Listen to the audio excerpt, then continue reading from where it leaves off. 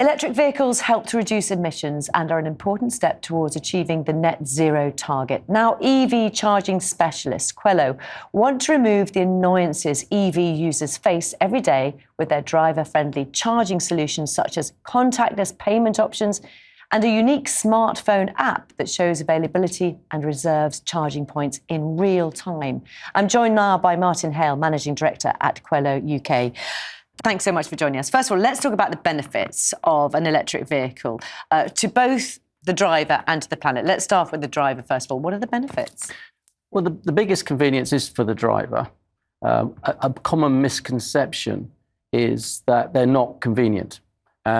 Because the fuel is just about everywhere, electricity, you're able to refuel it. And more importantly, for convenience, it fills itself up. So you're not connected to the car while it's doing that. And because the fuel is everywhere, you have the opportunity to do it at home, at destinations, at workplace.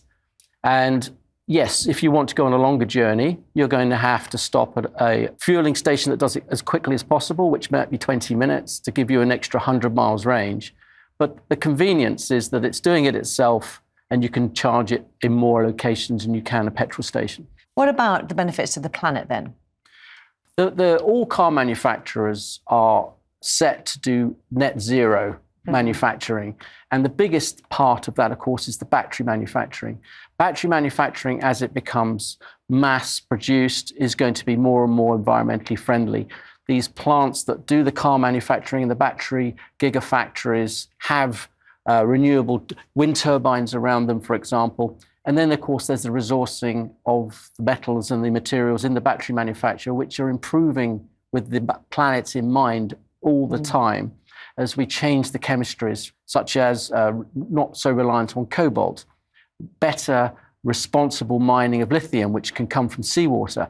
And the more we do that, the more it will help the planet in comparison to drilling for refining fossil fuels and then doing that every day. A battery can last in the car for over 10 years. Then it can be used as a renewable storage source. And finally, after about 30 years, can be recycled. So that, in comparison to what we're doing with fossil fuels, really will help the planet. What do you think the future is for electric vehicles? There are a lot of different technologies being considered today.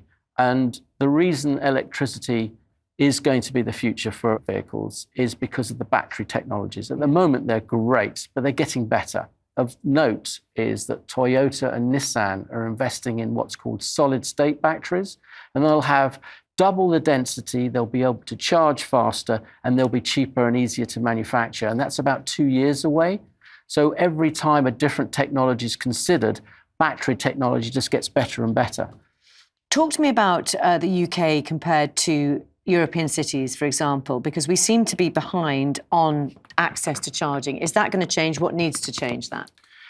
LeasePlan did a search on this only this year, and they found that the UK is actually caught up and is doing very well compared to other nations. The top one, of course, is Norway, the Netherlands just behind. But we have at the moment over 70,000 places to charge, and over 15,000 of those are rapid en route charging stations. And with that 300,000 target, we are actually ahead of the game. We're probably per head of population only second against any other country in Europe. Where do you see in the future that charging stations will be? Very simply, it's where cars park for long periods. So overnight on street, in car parks, where people typically go for 1 or 2 hours. Gyms, restaurants, leisure facilities, anywhere the car parks for 1 or 2 hours.